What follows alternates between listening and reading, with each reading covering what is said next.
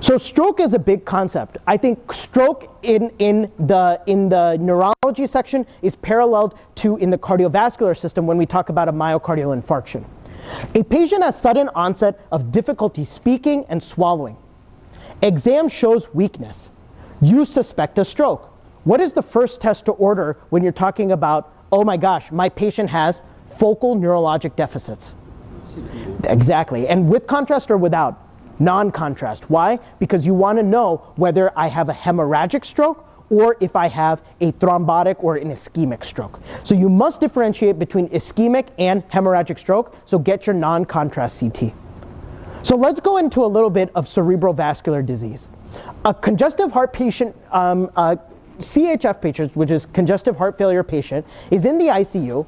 They have low ejection fraction and a blood pressure of 90/60. Patient has sensory loss and weakness in the proximal arms and legs. He has defects in vision on the neurological exam. So what is the likely mechanism? They have low ejection fraction, and now he has these neurological deficits. What's going on? Well, this is a watershed type of infarction, which is due to cerebral hypoperfusion due to cardiogenic shock. And this can cause hypoxic encephalopathy because you're not able to get good blood flow to the brain. Okay? And specifically, this can be at the junction of the posterior circulation of the brain and the anterior circulation or the middle circulation, so that watershed infarction is the likely cause here in this scenario. Another high yield one is a patient with atrial fibrillation presents with sudden onset of leg weakness and difficulty in speech. When you're talking about atrial fibrillation and then focal neurologic deficits on the USMLE, think about the atrial fibrillation causing a thrombotic disease in the heart, and thus you can get an embolic stroke if it goes into the brain. So AFib causing the clot, and then it embolizes into the brain. So this is why AFib patients need to be on chronic anticoagulation.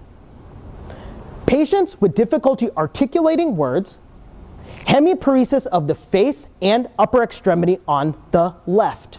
Okay, so when we are trying to localize the stroke, we really want to know what is the distribution of the homunculus.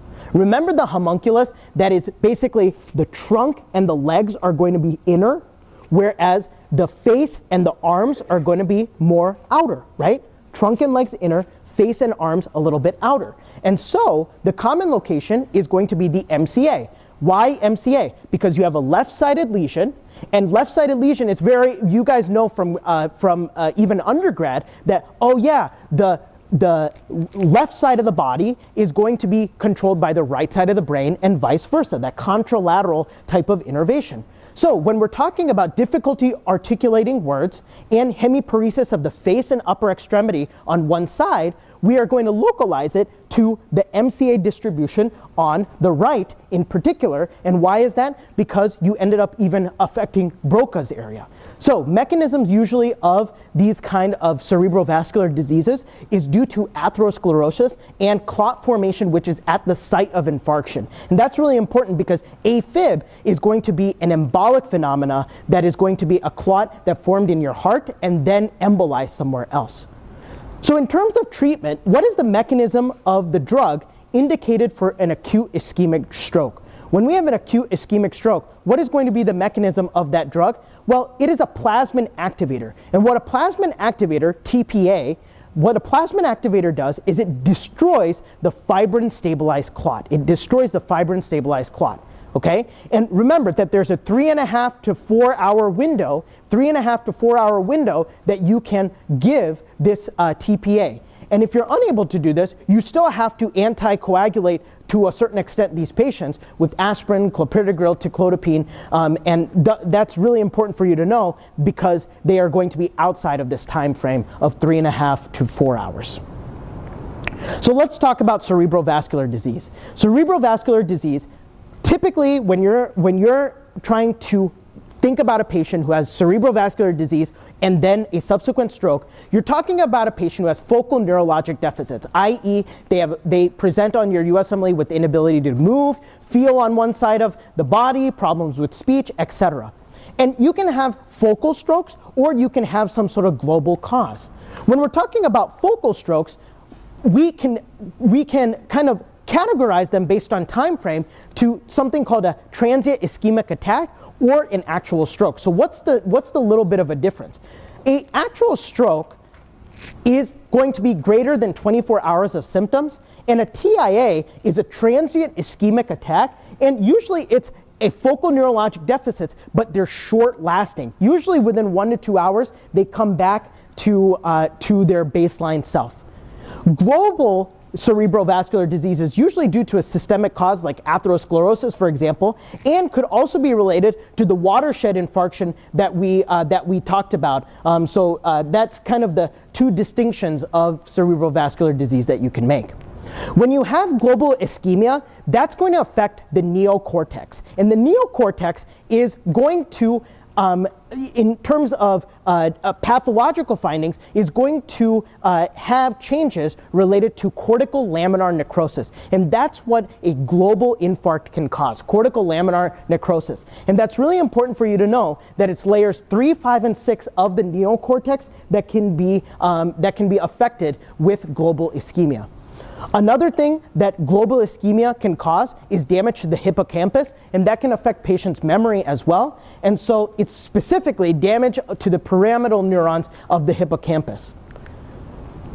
Cerebellum can also be damaged in global insults, and specifically in the cerebellum, you're going to get damage to the Purkinje layer.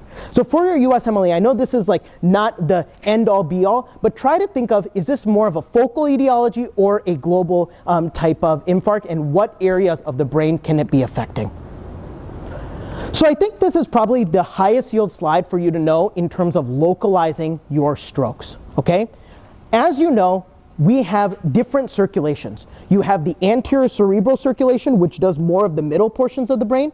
You have the MCA, which does the sides of the brain. And then you have the posterior circulation, which takes care of that. Okay. Anterior cerebral artery strokes, let's talk about the things that patients will present with. They will present with sensory motor deficits, both sensory and motor deficits, and it is going to usually be sensory and paralysis of the lower limbs. And why is it going to be lower limbs? Lower limbs is because the homunculus is organized such that the lower limbs are going to be in the middle where the ACA is. Hemisensory loss. Cerebral artery, this is where it gets a little bit tricky, okay? Middle cerebral artery, you are going to get contralateral paralysis and sensory loss. Remember, it's motor and sensory, but it's going to be more of the upper limb and the face. The upper limb and the face, kind of like the question that we had a few slides ago.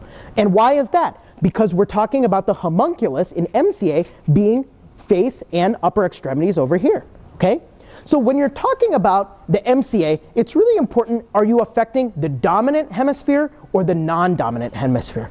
If you're going to affect the dominant hemisphere, if in an MCA stroke, the dominant hemisphere being affected, not only will you get this paralysis and sensory loss of the upper limb and face, but you will also get, in the dominant hemisphere, you could also get a Broca or a Wernicke aphasia. Whereas when you're talking about the non-dominant hemisphere, if you have the non-dominant hemisphere, you can get a contralateral hemi-neglect syndrome, okay? So with MCA, you need to say, all right, great, I know it's going to be face and upper limb, but wait, in terms of like language stuff, is it the dominant side that I messed up or the non-dominant side?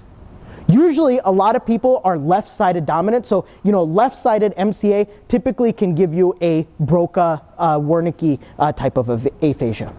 And then when you're talking about the posterior cerebral artery, the key thing that they put in questions is that it can give you this visual defects, and that's because your occipital lobe controls vision, and that's where the posterior circulation comes up and perfuses, okay? And specifically, it is contralateral homonymous hemianopsia, so same side visual field, homonymous hemianopsia with macular sparing.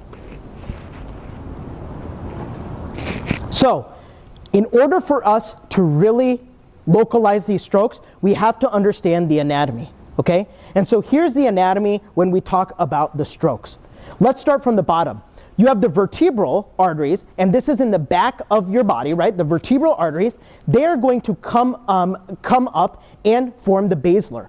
Before forming the basilar, they give something called pica. So pica is posterior inferior cerebellar artery. So remember, from the vertebrals comes pica. From the vertebrals comes pica, okay?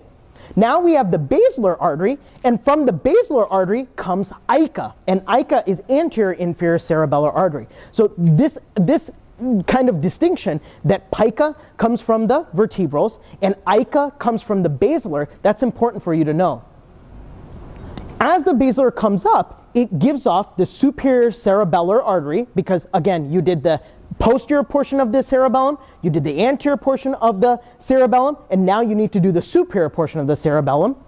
And the basilar is going to come out and branch into the PCA. This is the posterior aspect of your circle of Willis.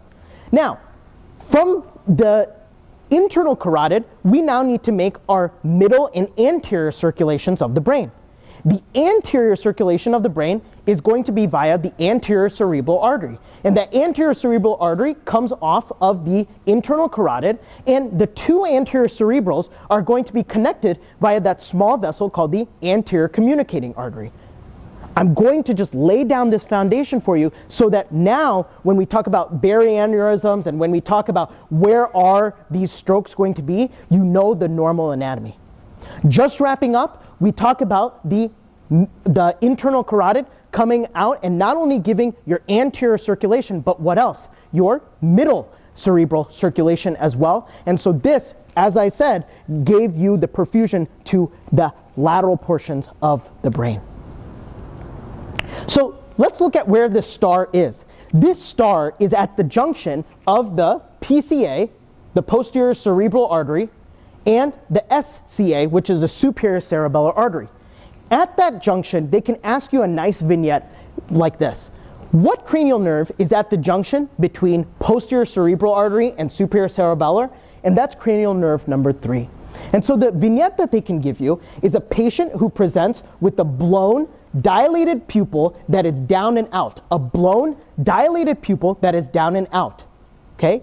And so that represents the fact that if you are going to compress cranial nerve number 3, if you're going to compress cranial nerve number 3, remember that the parasympathetic innervation is going to be on the outside of cranial nerve number 3, and the motor innervation is going to be in the middle of cranial nerve number 3. And so if you have any sort of compression of cranial nerve number 3, you can have a blown pupil, which is a big dilated pupil because you messed up the parasympathetics, and you can have a cranial nerve palsy where because you have unopposed extraocular muscles, you will have a down and out pupil. And that's all related to maybe a patient who comes in with the post-PCA, a posterior cerebral artery aneurysm, and that aneurysm is dilating and compressing on cranial nerve number 3. So watch for that presentation, and it ties into the fact that you need to know where are these cranial nerves situated in between these vessels that we covered.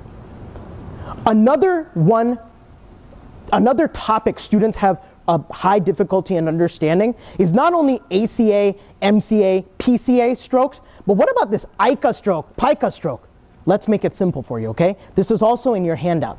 Localizing strokes, let's talk about pica. So pica, remember, where did pica come off of?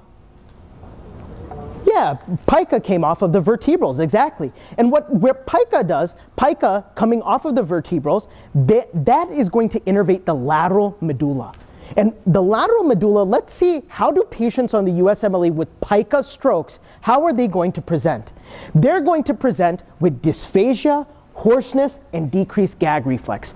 Dysphagia, hoarseness, and decreased gag reflex. Okay? So, pica and hoarseness. Pica and hoarseness.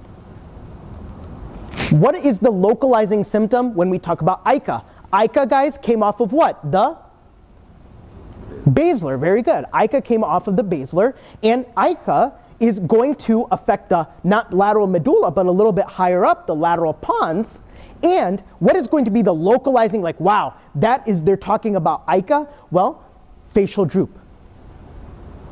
When your face droop, EIKO is pooped.